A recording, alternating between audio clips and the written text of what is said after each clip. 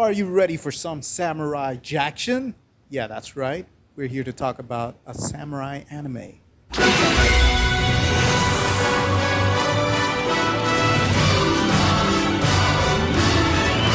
Hello, everyone. I am Gibson Shamar, and we'll be talking about Samurai Champloo, a samurai anime from the mid 2000s, which is very popular among the otaku community. I gave it a shot and ended up liking it. That's not the end of the talk about the show. We still have to talk about the characters and then go into talking about the show. The first character we can tackle is Fu. She's the naive female of the group, the one who sets them on their journey. She tries to set herself apart from the other girls, but is very girly, often feeling jealous of any girl her two companions, Jean and Mugen, would show attraction to. Yeah, it happened more than once. She's also the glue that keeps the group together. That's because she's clingy and sort of has a hold on them, which Mugen tries to break free from multiple times throughout the show. He's the one she has the most issues with. They're both immature, but still on opposite ends of the spectrum when it comes to being responsible. While Mugen is street smart, he is also selfish and short sighted, while Fu is naive but cares about others, sharing Jean's views on looking ahead and not just at the moment. Her quest is what the backbone of the series is. She wants to find the mysterious samurai who smells of sunflowers. That's the only clue she has as to his identity. Then we've got Mugen. He's the loudmouthed, unbothered rebel of the group. This guy is nothing but trouble, and that brings him into a lot of conflict with Fu, the innocent one. He grew up on an island where criminals were exiled to and lived a life of crime alongside Mukuru and Koza until he tried to resign from life but survived and disappeared, leaving innocent Koza there with Mukuru and his hardened criminals. He's a very skilled warrior who defeats everyone he comes across with his unorthodox fighting style, where he mixes breakdancing with swordplay. It's really cool and a nice way of getting a kick out of killing people. I'm a funny guy. The first guy he met whom he couldn't kill was Jean, and they spend the whole show sizing each other up so that they can eventually kill each other in a final duel. Fu keeps them from doing so by making them promise to only do so after they find the sunflower samurai. Next up, Jean. He's a calm and collected guy who is kind of on the run from his former peers. See, he was a student at a dojo and the most gifted one. He was so gifted that his master was tasked with a challenge to execute him, which failed because Jean was just very skilled and his master loved him enough to not put in maximum effort. Jean still genuinely won against him, though. Don't get it twisted. Although he is calm and collected, often being the voice of reason of the group, he still has a lot of immature moments, or moments where he just cuts loose and even joins in on Mugen's shenanigans. It is a funny thing to see at times. He also wears sunglasses. It's a really interesting look for a samurai. He also went undefeated until he met Mugen and agrees that they must settle their differences by dueling to the death. Either they both will die or one of them will, but one thing is for sure. The world is not big enough for the two of them. Then we've got the Sunflower Samurai, who, as it turns out, is Fu's father, who left the family when she was still a kid. She just wanted to find him and give him a piece of her mind for having left them all those years ago. Silly? Probably. But perhaps it is justified. She didn't want to connect with him, just blow off some steam at his expense. It's a noble cause. We found out that he didn't leave them for anything shallow. He was a Christian missionary and was facing persecution for such, so he fled in order to keep his family safe. Not much is explored about him, but we could see that he was a decent man at the end of the day. Then we've got Mukuru. He's a shady criminal, dishonest, conniving, evil, traitorous, and straight up despicable. He's basically a dark version of Mugen. Not that Mugen is a pure-hearted guy. He's also a scumbag. But Mukuru takes it to a whole new level. It's strange how he wasn't the main bad guy of the show, but then again, it's not really a show that needs a main bad guy. The final bad guy, though, came around because of Mukuru's actions, so there's that. He's probably the most hateable character in the show. Then there's Koza. Oh, Koza. She was just a sweet, innocent girl who wanted to leave the life she was trapped in and make a new living for herself. She was not into what happened, so much so that she never even learned to defend herself and didn't even give in to the darkness that surrounded her. It's a really strong character trait that she has. Unfortunately, the world she grew up in was just too cruel for someone as pure as she was. Her fate was the most messed up one I could imagine.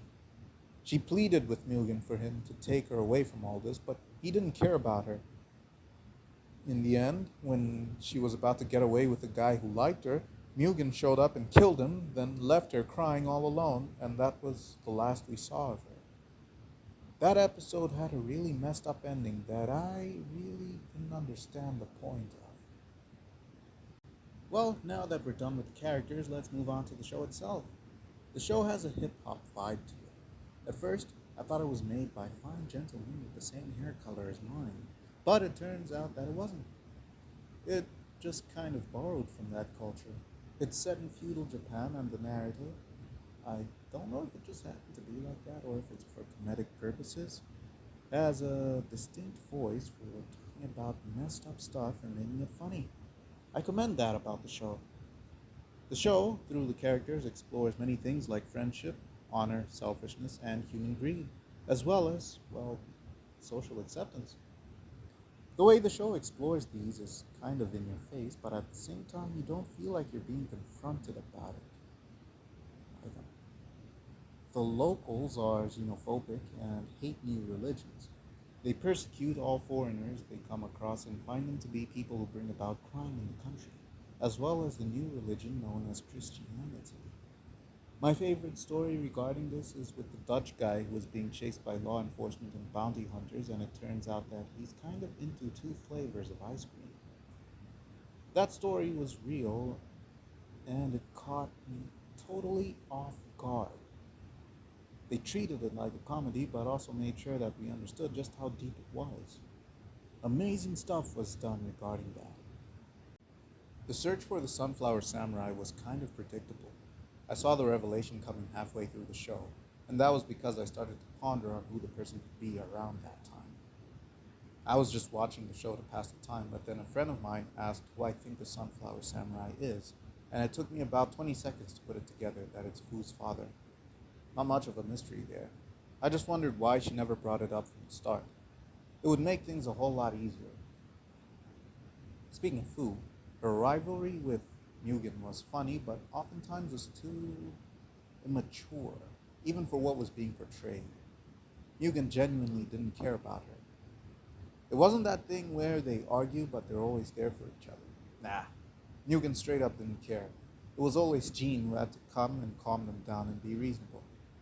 That kind of rubbed me the wrong way for some reason. What was the arc Mugen was supposed to go through exactly? Or was there no point to it?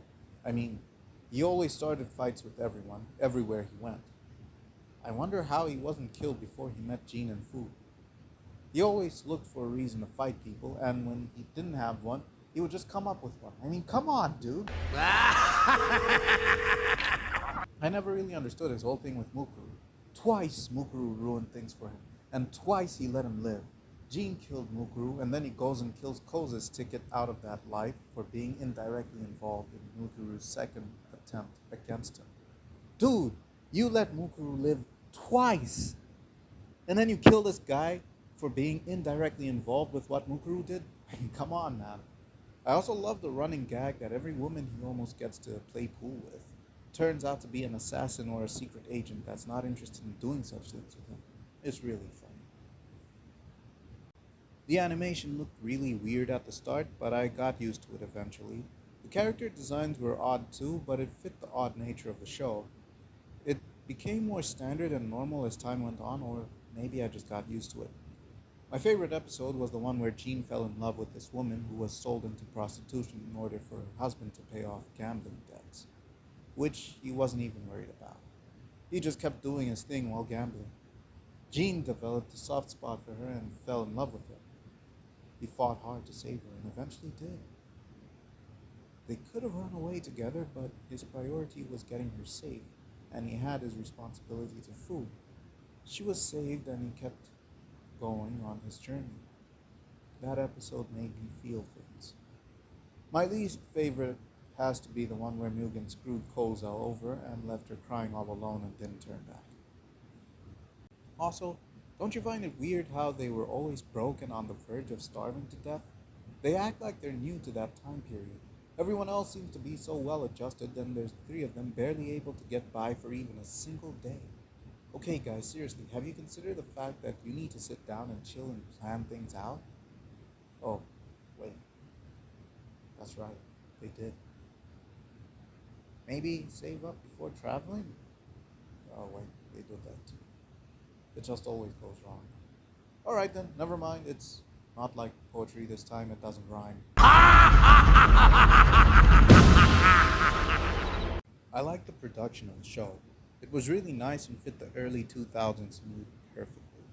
It's one of those shows I wish I watched earlier on in life, but at the same time, I'm glad I didn't because I wouldn't have appreciated it as much as I do now. I don't really know if it's deserving of the reputation of one of the greatest anime ever. Only time will tell as I continue to watch anime. Oh, and in case you were wondering, my favorite character is Gene. I like how calm and composed he is and how immature he can get when the story demands for it. It's a fun little road trip anime with samurai jacktion. I wish it could have kept going, but it ended well enough, I suppose. It didn't hit hard like Mr. Watanabe's other masterpiece, Cowboy Bebop. The ending of that show gave me depression for 2 weeks. Seriously, I mean it. If you haven't watched it, go check it out. It is amazing. And also, if you haven't checked this show out and would like to, go ahead and do it. It is worth your time. I've got no more quips for you this time around. This is all there is to the Samurai Champloo talk. It was all part of the grand design. Seriously though, I'll see you guys around. Thanks for watching the video. Check out our Facebook page, our Instagram page, and the rest of the content we've got on this channel. There's a lot of it. Trust me when I say, a lot. And we don't just talk about the shows we're watching. We've got interviews, we have music video tributes, and some other stuff. Have a look around, and have a good day.